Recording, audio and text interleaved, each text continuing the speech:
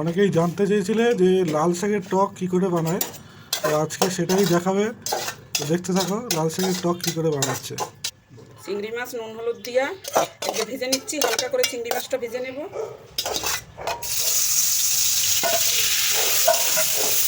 কড়াইয়ে তেল দিলাম, চিংড়ি মাছ ভেজে তুলে নিয়ে তেল দিলাম। এবার সর্ষে আর শুকনো লঙ্কা ফোড়ন দেবো। এই যে ফোড়ন দিয়ে দিলাম। এবার লাল শাকটা দিয়ে দেবো।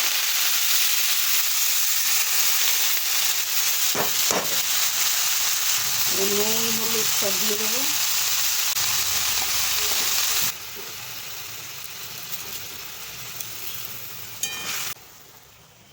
এই যে ওদিকে শাকটা হচ্ছে আর এদিকে তেঁতুলের কাতটা বার করে রাখছি। তেঁতুলটা গলিয়ে কাতটা বার করে রাখছি,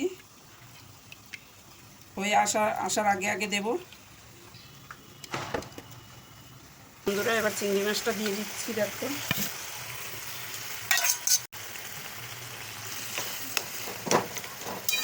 তারপর তেঁতুলের কাতটা দেবো আর এই যে তেঁতুল জলটা দিচ্ছি। ব্যালেন্স দেওয়ার জন্য এক ফোঁটা চিনি দিয়ে দেবো। এই যে চিনিটা দিয়ে দিলাম।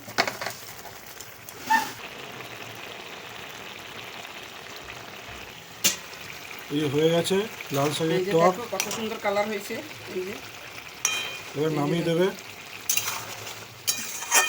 এইভাবে বাড়িতে বানিয়ে খেয়ে দেখবেন, অনেকের ভালো লাগবে। লাল শাকের টক দারুণ খেতে।